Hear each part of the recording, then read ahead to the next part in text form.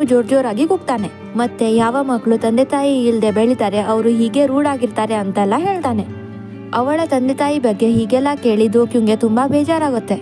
ಆಗ್ಲೇ ಅಲ್ಲಿ ಮಿಸ್ಟರ್ ಚಾ ಬರ್ತಾನೆ. ಮತ್ತೆ ದೋಕ್ಯುನ ಬಾಯ್ ಫ್ರೆಂಡ್ಗೆ ಎಳ್ಕೊಂಡು ಹೋಗಿ ಹೊರಗಾಗ್ತಾನೆ. ಇಷ್ಟೆಲ್ಲ ಆದ್ರೂ ದೋಕ್ಯುನ ಬಾಯ್ ಫ್ರೆಂಡ್ ಕೇಳಲ್ಲ. ಮತ್ತೆ ಕೂಗ್ಲಿಕ್ಕೆ ಶುರು ಮಾಡ್ತಾನೆ.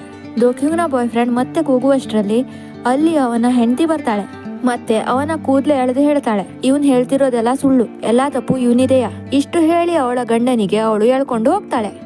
ಈಗಷ್ಟೇ ನಡೆದ ಘಟನೆಯಿಂದ ದೋಕ್ಯುಂಗೆ ತುಂಬಾ ಎಂಬ್ಯಾರೆಸ್ಮೆಂಟ್ ಆಗ್ತಿತ್ತು. ಅದಕ್ಕೆ ಆಫೀಸ್ನಲ್ಲಿ ಇರೋರೆಲ್ಲ ಏನೂ ಆಗದೆ ಇರೋ ಹಾಗೆ ಆಕ್ಟ್ ಮಾಡ್ತಾರೆ. ದೋಕ್ಯುಂಗ್ ರಿಸೈನ್ ಲೆಟರ್ ಬರ್ದು ಮಿಸ್ಟರ್ ಚಾಗೆ ಕೊಡ್ತಾಳೆ. ಮತ್ತೆ ಬಾಸ್ಗೆ ಕೊಡು ಅಂತ ಹೇಳ್ತಾಳೆ.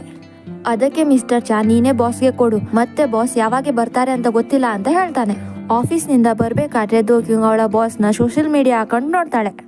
ಅಲ್ಲಿ ಬಾಸ್ ಮತ್ತೆ ಅವನ ಗರ್ಲ್ ಫ್ರೆಂಡ್ ಟೂರ್ಗೆ ಅಂತ ಬಾಲಿಗೆ ಹೋಗಿರೋದು ಪೋಸ್ಟ್ ಮಾಡಿರ್ತಾರೆ.